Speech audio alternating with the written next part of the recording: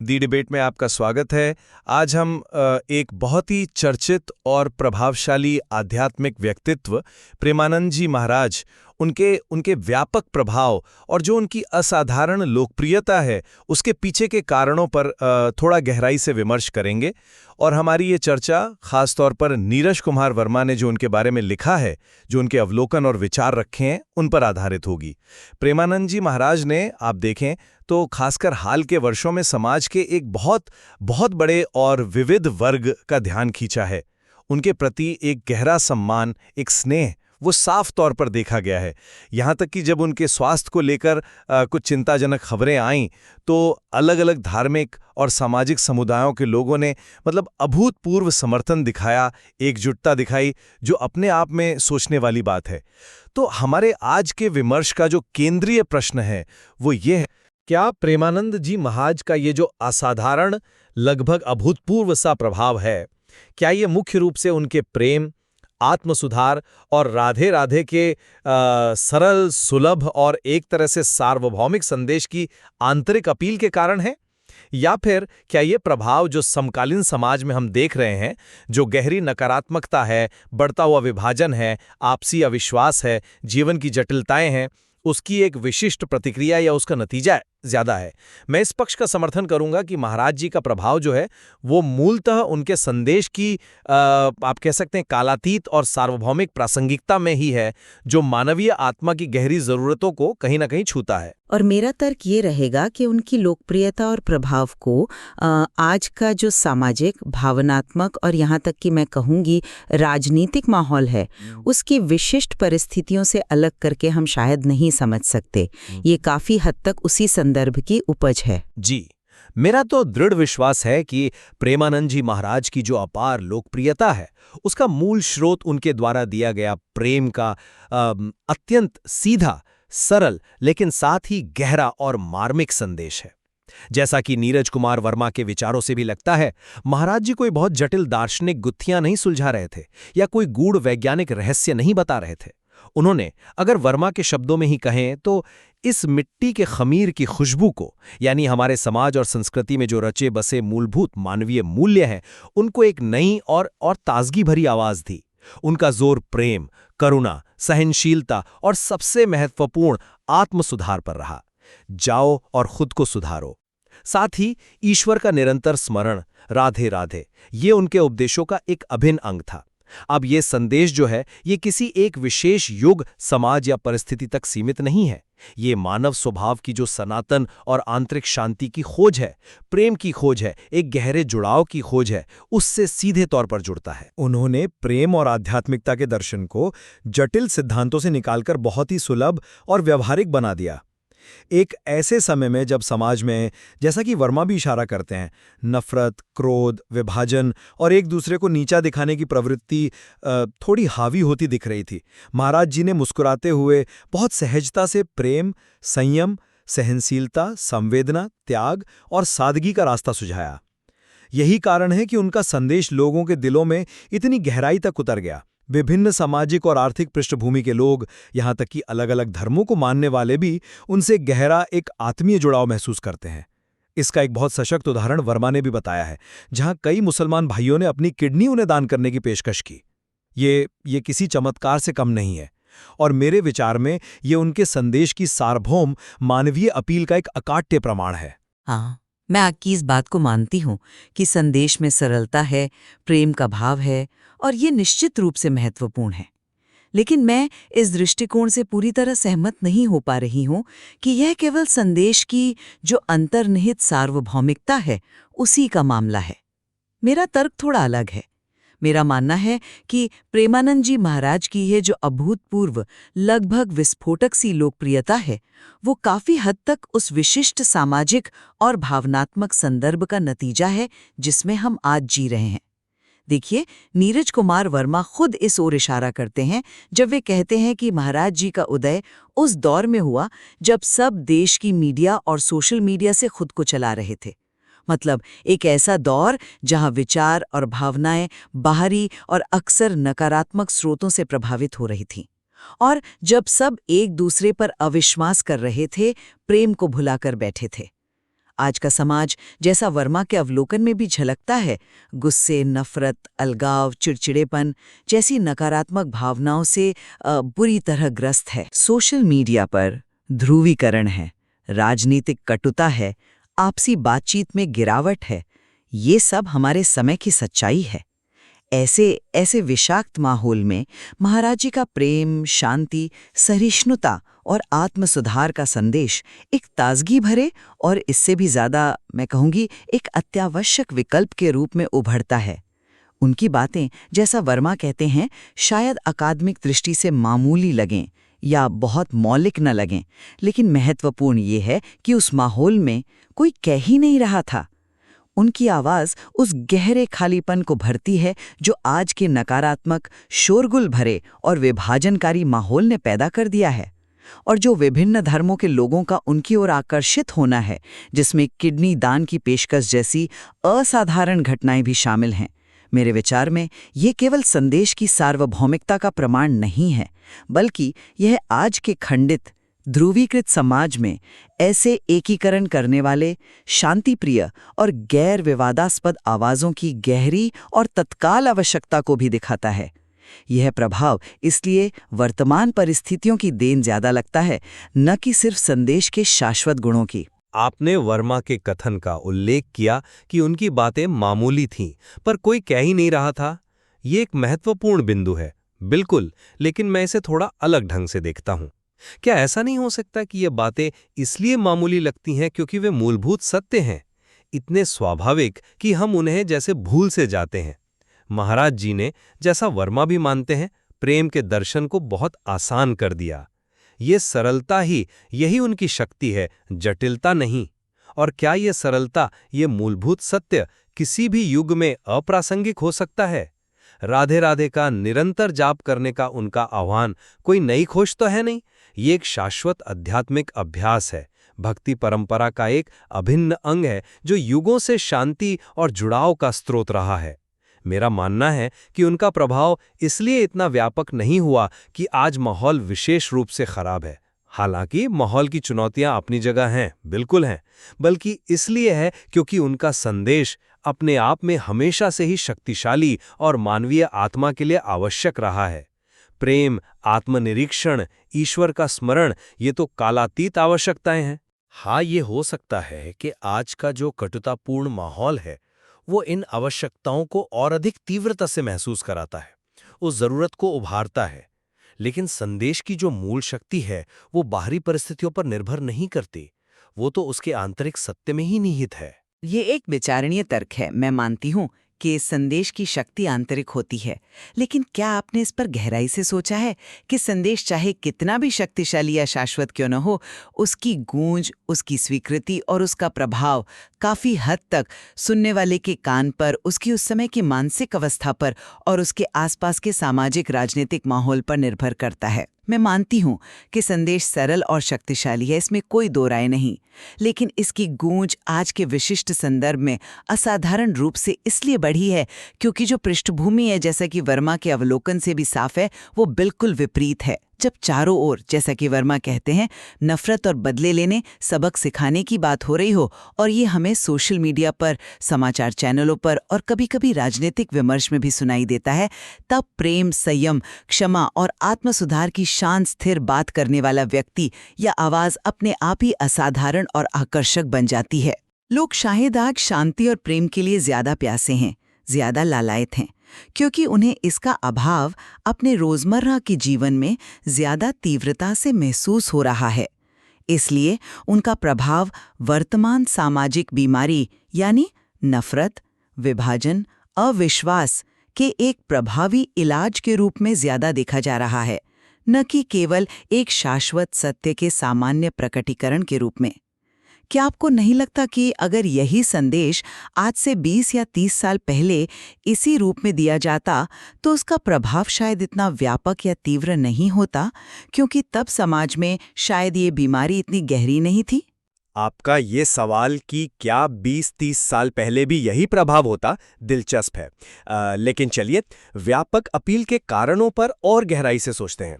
विभिन्न धर्मों के लोगों का, जैसा कि वर्मा ने मुसलमान भाइयों द्वारा किडनी देने की पेशकश का खास उल्लेख किया है, उनका आगे आना, क्या ये केवल तात्कालिक जरूरत या इलाज की तलाश है, या ये कुछ और गहरा बताता है?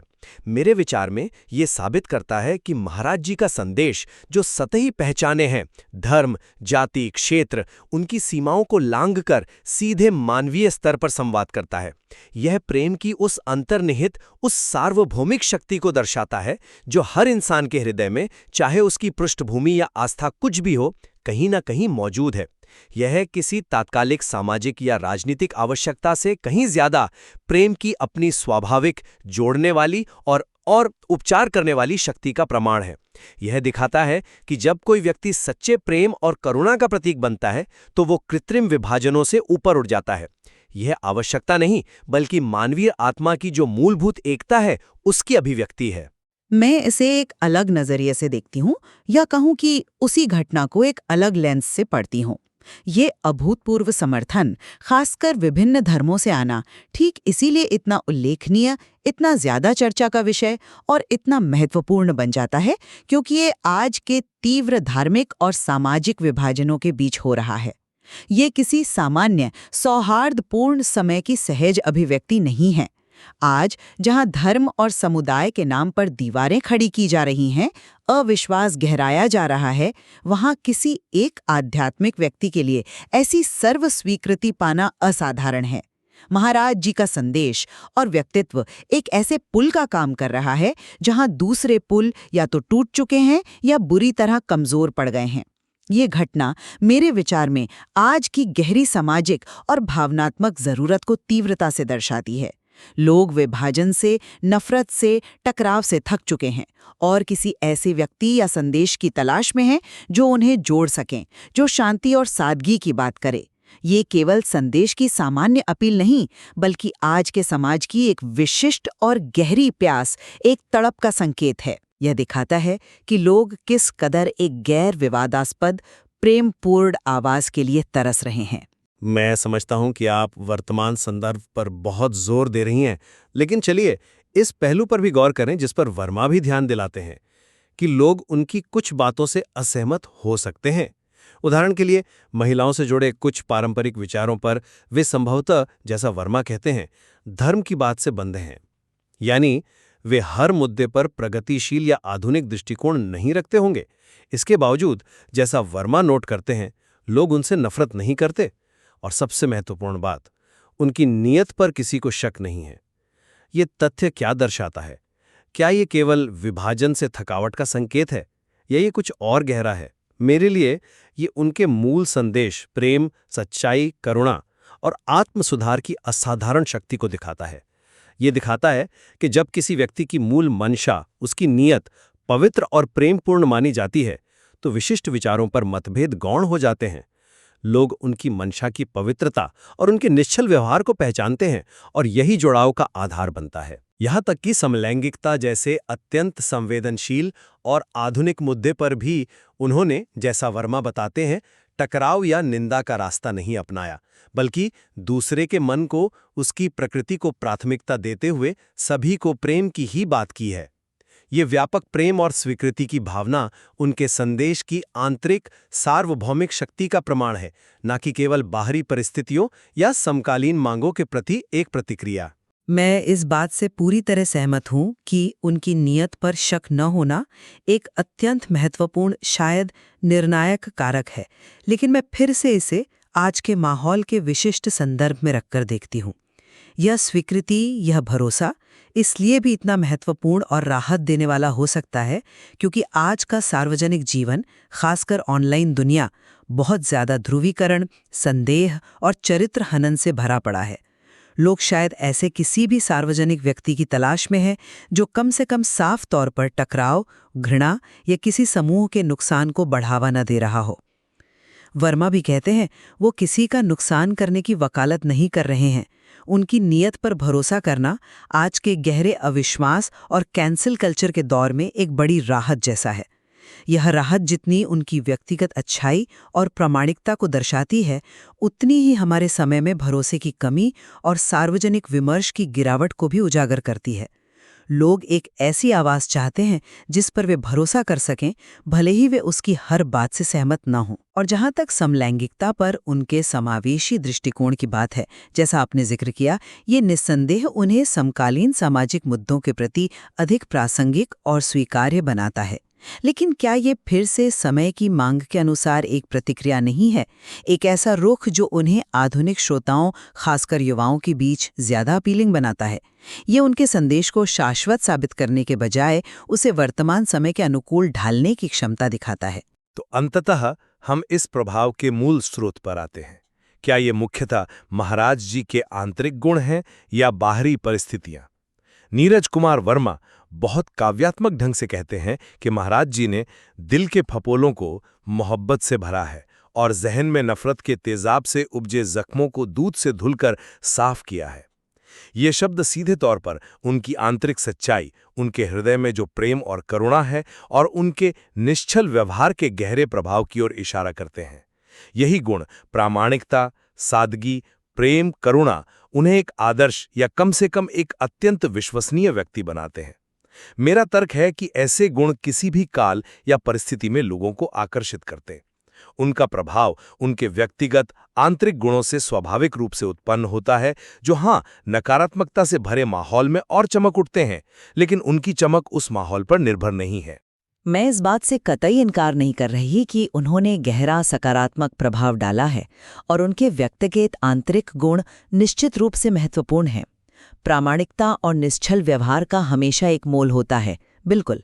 लेकिन मेरा मुख्य तर्क ये है कि यह प्रभाव आज इसलिए इतना तीव्र, इतना व्यापक और इतना असाधारण महसूस किया जा रहा है क्योंकि जख्म वर्मा के ही शब्दों में नफरत के तेजाब से उपजे जख्म आज समाज में बहुत गहरे, बहुत व्यापक और बहुत दर्दनाक हैं।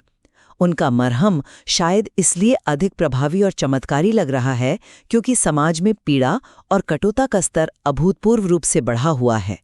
आप इसे यूं समझ सकती हैं कि एक घोर अंधेरे कमरे में एक छोटी सी मोमबत्ती की रोशनी भी बहुत ज्यादा और राहत भरी लगती है।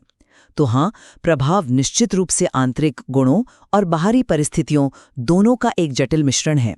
लेकिन मेरा दृढ़ मत ये है कि बाहरी परिस्थितियां यानी आज का नकारात्मक, विभाजित और अविश्वास भरा माहौल इस प्रभाव को सामान्य से कहीं अधिक बढ़ाकर पेश कर रही हैं। ये प्रभाव असाधारण इसलिए लग रहा है क्योंकि इसकी जरूरत आज असाधारण रूप से ज्यादा महसूस की जा रही है। तो संक्षेप में मेरा पक्ष यह है कि प्रेमानंद जी महाराज का स्थायी और व्यापक प्रभाव उनके द्वारा प्रस्तुत प्रेम, आत्म सुधार और ईश्वर स्मरण यानी राधे राधे के सरल किंतु अत्यंत गहरे और सार्वभौमिक संदेश में निहित है। यह संदेश हर काल और परिस्थिति में प्रासंगिक है क्योंकि यह मानव हृदय की मूलभूत और सनातन आवश्यकताओं प्रेम, शांति, अर्थ और दिव्यता से जुड़ाव को संबोधित करता है। उनकी आंतरिक सच्चाई, प्रामाणिकता, सादगी और निश्चल व्यवहार ही उनकी व्यापक स्वीकृति और गहरे प्रभाव का मुख्य आधार है, जो किसी भी विशिष्ट सामाजिक या राजनीतिक माहौल की सीमाओं से परे है। और मेरा निष्कर्ष ये है कि यद्यपि उनका प्रेम, शांति और आत्म सुधार का संदेश निस्संदेह महत्वपूर्ण और मूल्यवान है और उनके व्यक्तिगत गुणों का भी इसमें योगदान है, तथापि उनकी अभूतपूर्व लोकप्रियता और गहरा सामाजिक प्रभाव काफी हद तक हमारे समय की विशिष्ट सामाजिक, भावनात्मक और संचार संबंधी परिस्थितियों की एक सीधी प्रतिक्रिया है। आज समाज में व्यापक नकारात्मकता, विभाजन, गुस्सा, सतहीपन और गहरे अविश्वास के माहौल में उनका सरल, शांत, प्रेमपूर्ण और गैर विवादास्पद संदेश एक अत्यावश्यक और दुर्लभ विकल्प प्रदान करता है। लोग शांति, सादगी, प्रामाणिकता और प्रेम के लिए तरस रहे हैं और महाराज जी उस गहरी प्यास को बुझाते हुए प्रतीत होते हैं। इसीलिए वे इतनी बड़ी संख्या में विभिन्न पृष्ठभूमियों से उनकी ओर खींचे चले आते हैं। ये प्रभाव, मैं कहूंगी, संदर्भ विशिष्ट है। स्पष्ट है कि प्रेमानंद जी महाराज के असाधारण प्रभाव की व्याख्या को लेकर विभिन्न दृष्टिकोण संभव है और जैसा कि अक्सर होता है, शायद दोनों ही पक्षों में कुछ ना कुछ सच्चाई हो सकती है। हाँ, ये बहुत संभव है कि सत्य इन दोनों परिप्रेक्ष्यों के कहीं बीच में या इन दोनों के सम्मिश्रण में स्थित हो। एक ऐसा कालातीत सार्वभौमिक संदेश जो आज की विशेष और चुनौतीपूर्ण परिस्थितियों में शायद और भी अधिक प्रासंगिक, आवश्यक और शक्तिशाली बनकर उभरा हो सकता है बाहरी माहौल ने आंतरिक संदेश की गूंज को कई गुना बढ़ा दिया हो। बिल्कुल, इन विभिन्न दृष्टिकोणों और तर्कों पर विचार करना हमें इस जटिल परिघटना को अधिक गहराई और सूक्ष्मता से समझने में निश्चित रूप से मदद करता है। नीरज कुमार वर्मा द्वारा प्रस्तुत इस विचारोत्तेजक सामग्री में निस्संदेह और भी कई परतें हैं जिन पर गंभीरता से मनन किया जा सकता है और आगे भी विमर्श जारी रखा जा सकता है।